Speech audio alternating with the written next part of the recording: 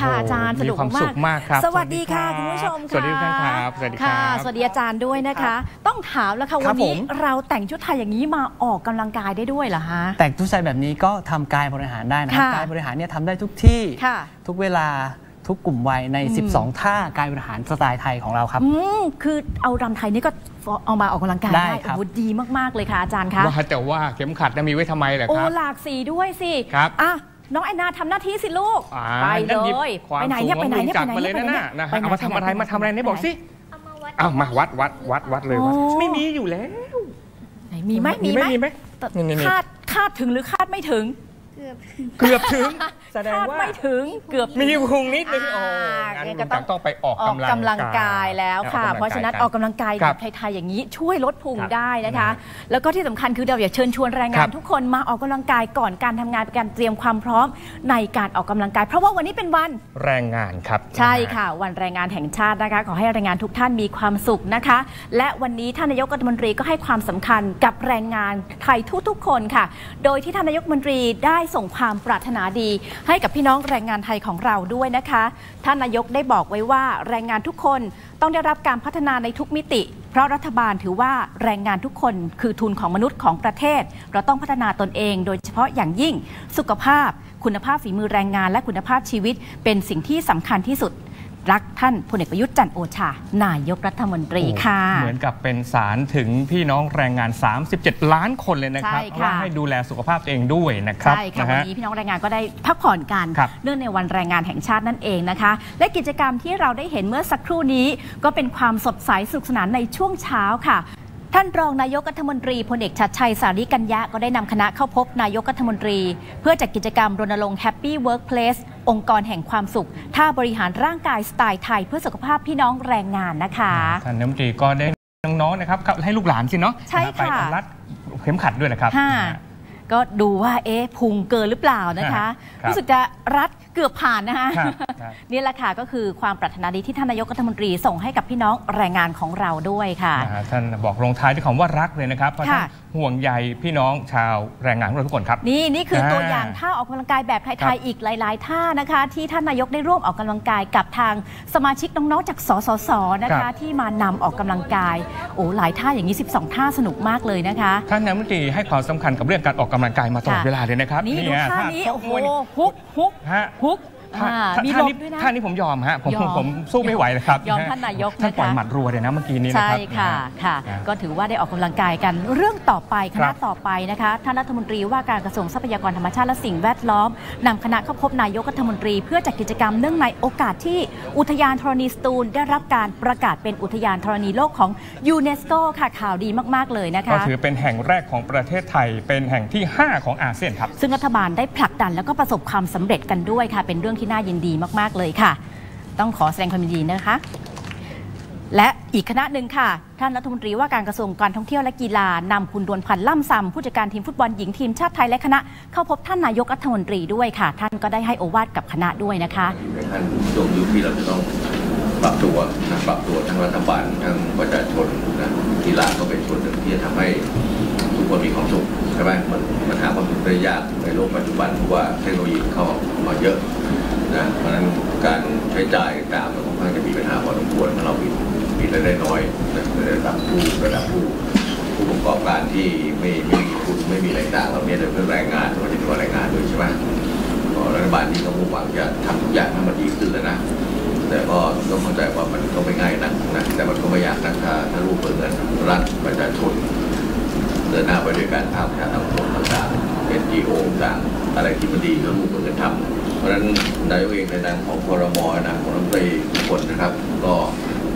ขออวยพรให้การแข่งขันทุกครั้งแล้วกันตั้งแต่ครั้งหน้าเป็นต้นไปขอประสบความสำเร็จนะส่งความมุ่งมั่นปรารถนาทุกประการให้สมกับความนายกให้กำลังใจอย่างดีเยี่ยมกับทีมนักฟุตบอลหญิงทีมแชมป์เอเชีย 2018 รอบสุดท้ายที่ไปแข่งขันมาที่กรุงอัมมานประเทศจอร์แดนแล้วก็สามารถผ่านเข้ารอบไปฟุตบอลโลกได้นะคะต้องบอกว่านี่เป็นปรากฏการณ์ของฟุตบอลหญิงเลยนะครับที่สุดยอดเลยนะครับเพราะว่าในรอบ4ปีนี้เข้ามาครั้งที่2แล้วนะครับใช่ค่ะก็ถือว่ารัฐบาลชุดนี้ได้ผลักดันส่งเสริมการกีฬาทุกๆประเภทโดยเฉพาะฟุตบอลไทยของเราทั้งชายทั้งหญิงให้ก้าวสู่ระดับโลกให้ได้ด้วยค่ะก็เน้นเรื่องของกีฬาเอาวิทยาศาสตร์การ กีฬาเอาความรู้มาพัฒนาทุกประเภททุกกีฬาครับท่านรัฐมนตรีให้ความสำคัญครับใช่ค่ะและเนื่องจากวันนี้เป็นวันแรงงานนะคะซึ่งท่านนายกรัฐมนตรีและคณะรัฐมนตรีให้ความสำคัญกับแรงงานทั่วประเทศค่ะเรื่องแรกในมติครม.ก็เป็นเรื่องเกี่ยวกับกฎหมายแรงงานก็อนุมัติหลักการร่างพระราชบัญญัติป้องกันและปราบปรามการใช้แรงงานบังคับคำถามคือแรงงานบังคับคืออะไรตอบกันตรงๆง่ายๆก็คือแรงงานที่เขาไม่ได้ตั้งใจไม่ได้อยากทำงานด้วยแล้วไปบังคับเขาบังคับด้วยการข่มขู่ละใช้กำลังประทุษร้ายบ้างละยึดเอกสารเขาหรือบางทีก็ใช้ภาระหนี้สินนะครับไปบังคับให้เขาทำทั้งที่เขาไม่อยากจะทำวันนี้คณะรัฐมนตรีก็มีการตั้งคณะกรรมการป้องกันและปราบปรามการใช้แรงงานบังคับขึ้นมาดูแลเรื่องนี้ด้วยครับค่ะและนอกจากนี้ก็ยังมีการจัดตั้งกองทุนเพื่อการป้องกันและปราบปรามการใช้แรงงานบังคับแล้วก็มีคณะกรรมการในเรื่องนี้กำกับดูแลด้วยเช่นเดียวกันนะคะแล้วก็มีประเด็นเรื่องของการเพิ่มโทษนะครับว่านายจ้างที่ไปเอารัดเอาเปรียบเขาแบบนี้ไปบังคับเขาแบบนี้นะฮะมีการเพิ่มโทษเลยครับเพิ่มโทษให้หนักเลยค่ะคุณผู้ชมคะถ้าเกิดว่าใครนะคะไปบังคับขู่เข็นผู้ที่เป็นเด็กอายุไม่เกิน15 ปีผู้สูงอายุหญิงมีครรภ์ผู้มีกายพิการหรือผู้มีจิตฟั่นเฟือนไม่สมประกอบเนี่ยนะคะต้องระวังโทษจำคุก 4-10 ปีหรือปรับ 400,000 ถึง 800,000 บาทต่อผู้เสียหาย1คนหรือว่าทั้งจำทั้งปรับค่ะและถ้ากรณีไปทำกับผู้ที่สูงอายุนะ55 ปีขึ้นไปผมเกือบเข้าเกณฑ์แล้วเนี่ยฮะต้องจำคุก 2-8 ปีนะฮะและมากกว่านั้นครับถ้าไปกระทำให้เกิดความเสียหายหรือไปติดโรคร้ายแรงจนอาจจะเป็นอันตรายถึงแก่ความตายเนี่ยต้องระวังโทษจำคุก 6-12 ปีแล้วก็ปรับนะฮะ 600,000 ถึง 1,200,000 บาทต่อผู้เสียหาย1คนครับเป็นล้านเลยนะอาจารย์คะก็ต้องอย่างนี้แหละครับต้องลงโทษกันแรงๆครับแล้วทีนี้ถ้าเกิดว่าแรงงานเสียชีวิตทำยังไงต้องโทษเหมือนกันค่ะระวังโทษจำคุกไม่เกิน20 ปีนะคะแล้วมันมีกรณีหนึ่งสมมติว่าน้อยเนี่ยไปหลอกอาจารย์ไปให้นายจ้างอีกคนแล้วก็บังคับขู่เข็นดิฉันก็มีความผิดด้วยต้องถูกโทษนะโทษนะใช่ค่ะทั้งจำทั้งปรับนะใช่แล้วค่ะจำคุก 3-10 ปีปรับอยู่ที่ 300,000 ถึง 1 ล้านบาทนะครับแต่ถ้าเกิดว่าทำกับเด็กก็ต้องระวังโทษจำคุก 6-20 ปีปรับ 600,000 ถึง 2 ล้านบาทค่ะนี่คือสิ่งที่นายจ้างจะต้องใส่ใจนะครับรัฐบาลให้ความสำคัญเรื่องนี้อย่าทำอะไรที่ผิดแบบนี้เลยครับจากเรื่องของแรงงานมาถึงเรื่องของการค้าการขายกันบ้างนะคะถ้าย้อนไปปีที่แล้วเนี่ยนะคะรัฐบาลมีนโยบายในเรื่องของการส่งเสริมให้บุคคลธรรมดาได้ประกอบธุรกิจในรูปแบบของนิติบุคคลนะคะมีการให้สิทธิพิเศษทั้งเรื่องของภาษีในการโอนทรัพย์สินจากบุคคลธรรมดามาเป็นเรื่องของนิติบุคคลด้วยละค่ะแต่ว่ามันหมดระยะเวลาไปแล้วเมื่อธันวาคมปีที่แล้วนี่เองหลายคนอาจจะไม่ทันไม่ทราบข่าวหรือว่าเตรียมไม่ทันเลยเนี่ยวันนี้คณะรัฐมนตรีมีมติอนุมัติเรียบร้อยแล้วนะครับให้ขยายเวลาได้ครับถึงนู่นเลยครับ31 ธันวาคม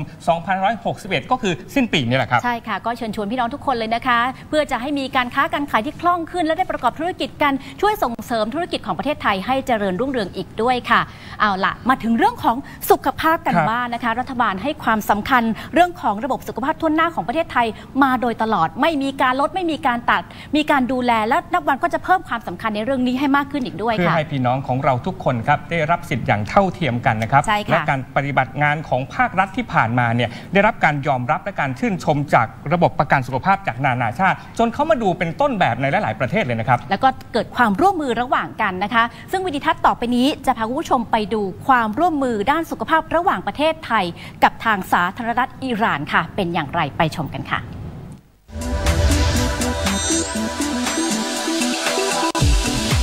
รัฐมนตรีว่าการกระทรวงสาธารณสุขเป็นหัวหน้าคณะผู้แทนไทยเข้าศึกษาดูงานเพื่อขับเคลื่อนความร่วมมือทวิภาคีด้านสุขภาพระหว่างกระทรวงสาธารณสุขประเทศไทยและกระทรวงสาธารณสุขและแพทยศาสตร์ศึกษาสาธารณรัฐอิสลามอิหร่านโดยได้แลกเปลี่ยนร่วมกันใน3ด้านหลักได้แก่ระบบสุขภาพและการประกันสุขภาพทั่วหน้าการพัฒนายาและชีววัตถุและการพัฒนานโยบายสาธารณะแบบมีส่วนร่วมผ่านกระบวนการสมัชชาสุขภาพแห่งชาติสาธารณรัฐอิสลามอิหร่านมีประชากรประมาณ80 ล้านคนค่าใช้จ่ายด้านสุขภาพคิดเป็น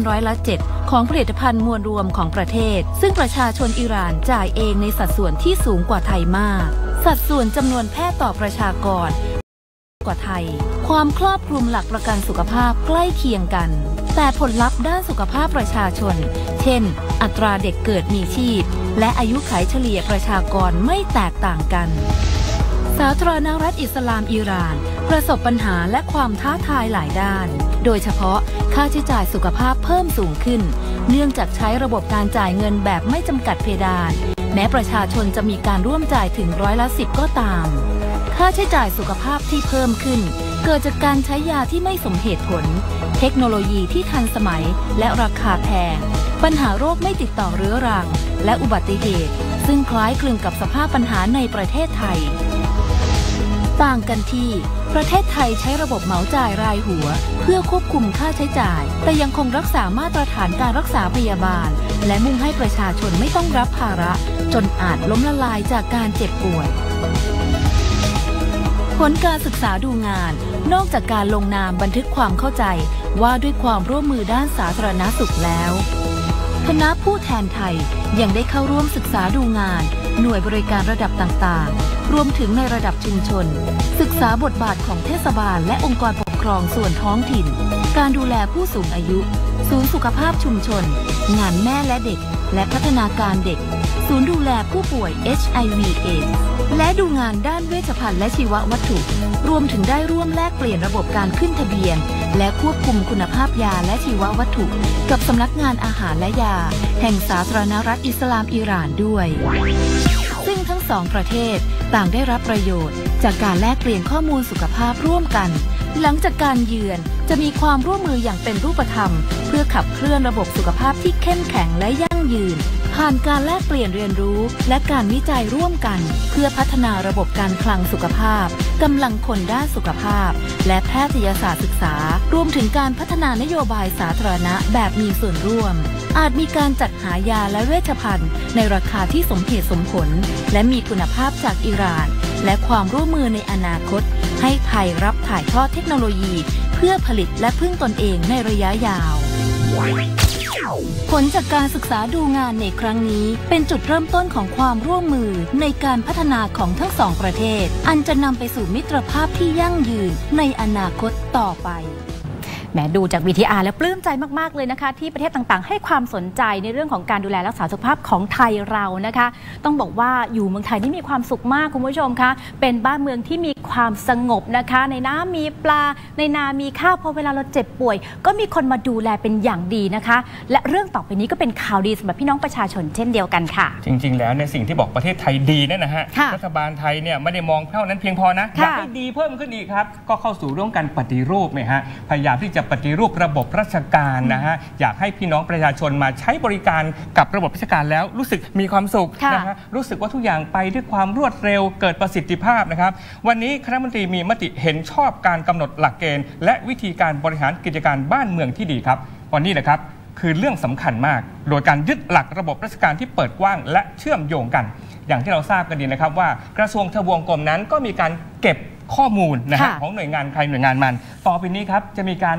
นำมารวมกันมาเชื่อมโยงนะฮะเพื่อให้เกิดประสิทธิภาพสูงสุดกับพี่น้องประชาชนนะครับและนอกจากนั้นนะฮะยังมีการเข้าสู่เรื่องของการเปิดช่องทางให้พี่น้องประชาชน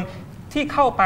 รับรู้ข้อมูลสารสนเทศจากหน่วยงานภาครัฐได้ตามกฎหมายนะครับอันนี้ว่าได้ตามกฎหมายครับค่ะนั่นคือเรื่องแรกแต่เรื่องต่อไปนี้ก็สำคัญนะคะระบบราชการไทยต้องยึดประชาชนเป็นศูนย์กลางค่ะแล้วก็มีการเพิ่มขีดสมรรถนะในการดูแลพี่น้องประชาชนให้มีความทันสมัยมากยิ่งขึ้นเพราะฉะนั้นเรื่องของเทคโนโลยียุคดิจิทัลนวัตกรรมต่างๆก็ต้องนำมาพัฒนาทั้งตัวเองด้วยแล้วก็ทั้งองค์กรด้วยเช่นเดียวกันนะคะนำเทคโนโลยีมาใช้ในระบบของการบริการให้พี่น้องประชาชนเนี่ยนะคะได้ลดในเรื่องของความล่าช้ามีความรวดเร็วมีประสิทธิภาพแล้วก็ลดระยะเวลาอีกด้วยค่ะแม้แต่ให้เทคโนโลยีไปไกลจะแค่ไหนก็ตามเลยครับแต่ว่าเมื่อมาติดต่อราชการก็ต้องเจอข้าราชการครับเพราะฉะนั้นในเรื่องการพัฒนากระบวนการคิดของบุคลากรที่เป็นข้าราชการจึงเป็นเรื่องสำคัญครับที่ต้องมุ่งเน้นการทำงานแบบเชิงรุกครับและให้สร้างความรู้สึกที่ผูกพันต่อองค์กรรักระบบราชการรักสังคมรักประเทศชาติและรักประชาชนค่ะวันนี้นะคะคุณผู้ชมวันแรงงานค่ะเป็นวันแรงงานแห่งชาตินะคะก็ขอให้พี่น้องประชาชนที่เป็นชาวแรงงานนั้นมีความสุขมากๆพักผ่อนให้เต็มที่แล้วอย่าลืมออกกำลังกายกันด้วยนะคะเพราะคุณคือคนสำคัญของประเทศค่ะวันนี้หมดเวลาของรายการเดินหน้าประเทศไทยมติครม.ฉบับประชาชนแล้วเราสองคนและทีมงานลาคุณผู้ชมไปก่อนนะคะสวัสดีค่ะ